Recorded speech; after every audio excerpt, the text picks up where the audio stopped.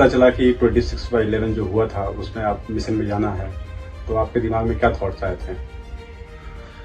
जब ये मिशन का पता चला तो सबसे पहले तो टीवी के माध्यम से लगातार जो ना न्यूज चैनलों के ऊपर जो ना चलने लगा था कैसे ऐसे मुंबई के अंदर कई जगहों पर हमला हो गया। और उस तरह के हमले से निपटने के लिए देश के अंदर एक मात्र फोर्स ऐसी है जो रेस्क्यू ऑपरेशन लड़ती है, वो एनएसजी का जो है स्पेशल एक्शन ग्रुप है। तो हम लोगों को तो इस चीज के लिए ही तैयार किया जाता है कि जब भी देश के ऊपर किसी तरह की ऐसी घटना हो, देश में आतंकवादी गतिविधि कहीं भी हो, तो हम उसको निपटने के लिए हमेशा 24 घंटे जो ना एनएसजी का कमांडो, चाहे वो देश में है चाहे विदेश में है, किसी भी लेवल पे है, वो हमेशा तैयार रहता है। और उसके दिमाग के अंदर जो है ना एक ही चीज घूमती रहती है, एक ही चीज रहती है, जो देशभक्ति का लगातार जो हम लोगों को पाठ पढ़ाया जाता है, वो जो कूट कूट के जो देशभक्ति अंदर जो हर जवान के अंदर, तो हम हमेशा मिशन के लिए तैयार होते हैं। सर, जैसे कि आपका डिप्लॉयमेंट ताज होटल के पास था, तो आप लोगों ने कैसे प्लान किया और इसको कैसे इम्प्लीमेंट किया? आपने जो भी स्ट्रैटेजी जो बनाया था उसको किस तरीके से आपने इम्प्लीमेंट किया? जब यह दिल्ली से ही जो है जहाज के द्वारा ले जाएगा, तो उसके अंदर ही जो ना प्लान चलते हुए टाइम में, क्योंकि टाइम नहीं था वहां पे जाने के बाद, कोई प्लानिंग नहीं था, डायरेक्ट जो है ना एयरपोर्ट से ही डायरेक्ट डिप्लॉयड कर दिया था। जो नारीवन पॉइंट के ऊपर लगा लो, ताज के ऊपर लगा लो, वहां पर जो ना जितनी भी फोर्स थी, तो वहां पूरी फोर्स को हेलीकॉप्टरों से ड्रॉप किया था ले जाके। तो हवाई जहाज के अंदर ही बता दिया था कि ये मिशन ऐसा है कि इस मिशन में हमारे पास में कोई पुख्ता ऐसी जानकारी नहीं है, कितने आतंकवादी हैं, कितनी और जगह के ऊपर हमला हो सकता है, देश में और भी कहीं हमला हो सकता है, और उन होटलों के अंदर कितने रूम है, कैसा उनका नक्शा है, क्या डिजाइन है, उसके बारे में कोई जानकारी नहीं थी। सिर्फ जो यहाँ पे हम लोगों ने ट्रेनिंग के अंदर जो सीखा लगातार, जिससे आत्मविश्वास आता लगातार ट्रेनिंग करने से, और एक एनएसजी के कमांडो को जितनी ट्रेनिंग दी जाती है, शायद दुनिया में किसी कमांडो को इतनी ट्रेनिंग दी जाती है,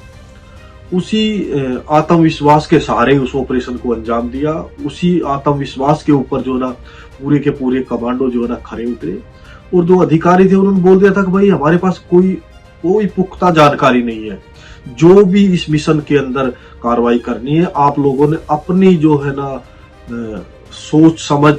और लोगों की जान बचानी है ज्यादा से ज्यादा वहां पे, और आतंकवादियों को मारना है। तो उसी फॉर्मूले के ऊपर हम लोगों ने काम किया। उसमें हमारी काफी सारी कैजुअल्टियां भी हुई, और हमने सबसे हमारा पहला काम जो है ना लोगों की जान बचाना था। उस हमले में मैंने 627 लोगों की जान बचाई, जो देश के भी थे और विदेश के भी रहने वाले थे, और 2 आतंकवादियों को मैंने अपनी हाथों से जो है ना मौत के घाट उतारा वहां पे। इस हमले के अंदर टोटल जो है ना 9 आतंकवादी मारे गए थे, और 1 आतंकवादी कसाब को जिंदा पकड़ा गया। सर, इसमें 26/11 में आप घायल भी हुए थे, तो सर आप घायल कैसे हुए थे और आपको कितना समय लगा रिकवर होने में? जब ये हमला लगातार चालू था, तो हमारे जो साथ में टीम कप्तान थे मेजर संदीप उन्नीकृष्णन साहब, शहीद होने के बाद लगातार, क्योंकि वो तो कंटिन्यू चलता रहा, 27, 28, 29 तारीख को खत्म हुआ, तो 28 तारीख की रात को जो है ना लगातार एक के बाद एक रूम को हम सर्च करते जा रहे थे होटल को एक साइड से, और लोगों को जो है ना रेस्क्यू करते जा रहे, जो लोग वहां फंसे हुए थे उनको वहां से निकाल के और उनको सुरक्षित जगह को भेजने का काम हम लोग पूरी टीम कर रही थी। तो जब मैंने रूम को सर्च किया, फिर उसके बाद अगला रूम सर्च किया, 2-3 रूम के बाद जो है एकदम अचानक एक रूम से दरवाजा खुलने की आवाज आई। जैसे ही उधर क्या आतंकवादी ने मुझ पर जो है ना ग्रेनेड फेंक दिया। ग्रेनेड फेंका तो मैं 2nd फ्लोर से जो है ना नीचे जंप कर दिया मैंने, क्योंकि और कोई रास्ता था नहीं वहां पे, कोई आर्ट नहीं थी, कुछ नहीं था, खाली ऊपर के बरामदे के अंदर। तो जब नीचे ड्रॉप होने के बाद मैं नीचे आया, हैज के ऊपर गिरा, मैं हैज से फिर मैं नीचे गिरा, तो तुरंत जो है ना मैं नीचे जो है ना बार था वहां पे, एक गैलरी थी, गैलरी के बाद में नीचे बार था, तो उस बार के अंदर मैंने अपनी पोजीशन ली। तो पोजीशन लेते ही तो हमारा जो वेपन है उसमें लाइट भी होती है MP5 के अंदर, तो MP5 से मैंने मारा तो लाइट, तो वहां उस बार के अंदर कुर्सियां इधर उधर बिखरी हुई थी, और कोई उसमें आदमी नहीं था, हलचल नहीं थी। तो जैसे मैंने बार में पोजीशन लिया, पीछे मैंने देखा तो पीछे स्टोर रूम का गेट था, तो मैंने सोचा पीछे से कोई ना आ जाए, एक बार मैं पीछे उस स्टोर रूम के इस गेट को देखता हूँ और उसको बंद कर देता हूँ, कुछ लगा देता हूँ। तब तक मैं वो पीछे वाले रूम के पास पहुंचा तो जो मेरी टीम थी, क्या होता बाकी जो देश की फोर्सें हैं, दुनिया भर की जो फोर्सें हैं, वो डिफेंसिव लड़ाई लड़ती हैं और एनएसजी एकमात्र फोर्स ऐसी है जो ऑफेंसिव लड़ाई लड़ती है। तो हमारी टीम ने जिस रूम से मेरे ऊपर ग्रेनेड मारा था उसके ऊपर हमला किया। हमला करते ही वो आतंकवादी नीचे उतरे। उस बार के गेट के साथ ही सीढ़ियां बनी हुई थी, जो गेट था, मैं उसके स्टोर की तरफ, तो जब नीचे उतरने शुरू हुए, ऊपर से उन्होंने फायरिंग किया, तो उन सीढ़ियों के ऊपर मैंने भी वहां पे फायरिंग शुरू कर दिया। तो वहां पे एक आतंकवादी को हमने मार दिया, वहां मेरे साथियों की गोली से या मेरी गोली से, और 2 आतंकवादी बार के नीचे आके छिप गए सीढ़ियों के बाद। तो उसमें 2-3 घंटे तक जो ना मेरी और उन आतंकवादियों के साथ में लगातार मुठभेड़ चलती रही। गोलियां भी खत्म होने के कगार पर आ गई थी और मैं सोचने लगा कि भाई जो है अभी तो मुश्किल है बचना, क्योंकि गेट के पास वो है और लास्ट दीवार के साथ में हूं। तो मैंने एक ग्रेनेड रखा कि भाई अगर ये आतंकवादी अभी हमला करेंगे तो इस ग्रेनेड को लेके और मैं इन आतंकवादियों के साथ में खुद भी जो है शहीद हो जाऊंगा और इनको भी लेके उड़ जाऊंगा साथ ही रखा था। इतनी थोड़ी देर बाद जो है ना फिर मैं संपर्क करा मेरी टीम ने, और मेरी टीम की ने पीछे से जो ना जो दरवाजा था उसको खोला 1.5-2 घंटे बाद, जब उसको तोड़ने के बाद एक दीवार तोड़ के। और उस ऑपरेशन में जो ना आईजी गुप्ता साहब जो ना आईजी ऑपरेशनल थे, उन्होंने वो टीम के साथ मुझे बाहर निकाला। बाहर निकालने के बाद जो है ना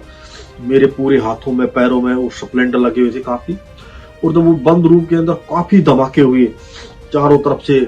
गोला बारूद, जितनी भी खिड़कियां थी आउटर साइड थी वहां से भी, तो हाई फ्रिक्वेंसी धमाके से जो ना कानों के ऊपर असर पड़ा, जिसके बाद एक गेंद बजनी शुरू हो गई, कानों पी ऐसी आवाज सुनाई ना दे। उन्होंने बाहर लाने के बाद और मुझे पानी पिलाया वहीं पे उस रूम के बाहर, और मेरी जगह के ऊपर 2 जवान जो 2 कमांडो और वहां उन्होंने पोजीशन ले लिया और वो फायरिंग करते रहे, ताकि आतंकवादियों को ये ना लगे अब बंदे यहाँ से पोजीशन चेंज हो गया। उसके बाद मुझे मोटिवेट किया और बताया कि जो आप कर्नेडियर का जवान है, बहादुर है, और आप तो जो ना जाट हो, जाटों ने दुनिया में इतिहास रचा है, और जिस तरीके से मोटिवेट करते हैं उन्हें मोटिवेट किया और बताया अभी आपने दूसरा कमांडो अगर इसके अंदर और किसी को घुसाएंगे तो उसको पता नहीं आतंकवादी कहां पे है, तो कैजुअलिटी हो जाएगी, आपको दोबारा जो है ना घुस के आतंकवादी को मारना पड़ेगा। उसी दौरान जो है ना आप जो भी अपनी हीट को, एक हीट में 5 जवान होते, 4 कमांडो 1 कमांडर होता है, तो हमारी हीट को दोबारा बुलाया, उस बरांडे को दोनों तरफ से बंद कर दिया ताकि आतंकवादी यहाँ से भाग ना जाए, ये मारने जाए, हो सकता है कि हमारी कैजुअलिटी करके हमारे बंदों को और आतंकवादी कहीं निकले। तो तब दोबारा जो है ना मुझे उसमें घुसने का आदेश मिला और मैं पूरी तैयारी के साथ में चारों तरफ से फायरिंग के बाद, हमारे पास में कुछ ग्रेनेड 36 होते हैं, कुछ 10 ग्रेनेड होते हैं जो धमाका करते हैं। तो जब ग्रेनेड मैं फेंक रहा हूँ तो मुझे पता है धमाके वाला ग्रेनेड है, मारने वाला नहीं है, और सामने वाले को पता नहीं होता मारने वाला ग्रेनेड है धमाके वाला ग्रेनेड। तो मैंने दोनों हाथों से निकाल के फटाफट पिन और धमाके वाले ग्रेनेड फेंके, और फेंकते ही उसके बाद में मात्र 5 सेकंड के अंदर ही जो है ना मैंने करीब 20-25 फीट का एरिया था जो मेरे बीच और आतंकवादियों के बीच के अंदर जो दूरी थी उसको पूरा करते, और एकदम जो है ना कुर्सियों से बीच से होके, और जो बार होता दारू वाला उसके ऊपर मैंने जंप करके एकदम टाइगर की तरह, और उसके ऊपर जंप लेकर उनके ऊपर 2 आतंकवादी थे, दोनों जो छिप रहे थे, वो अंधाधुंध फायरिंग में करता हुआ घुसा, तो नीचे गर्दन थी उनकी, तो मैंने अपनी जो MP5 के अंदर 30-32 गोलियां थी वो दोनों आतंकवादियों को वहीं पे उनको ढेर कर दिया। उसी बीच में जब वो नीचे गर्दन करके जब गोलियां चला रहे थे तो मेरे पैरों में जो है ना उनकी गोलियां, जो स्प्लेंडर टकरा के या जो ग्रेनेड फेंका स्टैंड करने, वो टुकड़े काफी पैरों के अंदर काफी हुआ। उसके बाद फिर जो है ना काफी होने के बाद मुझे खून ज्यादा बह रहा था पूरा, जूतों में जैसे पानी भर जाता है ऐसे ब्लड भरा हुआ था पूरा का पूरा, पैर वैसे गीले वो कर रहे थे। निकाल के फिर बाहर आने के बाद में काफी मुझे कमजोरी महसूस होने लगी थोड़ा टाइम के बाद में, जैसे जैसे शरीर ठंडा हुआ। फिर मुझे हॉस्पिटल में ले जाया गया उसके बाद जो है ना मेरा इलाज लगभग मैं दिसंबर के लास्ट में जो है ना हॉस्पिटल से डिस्चार्ज किया गया,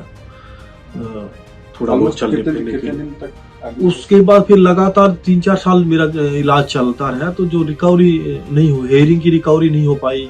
और कई जगह की जो हड्डी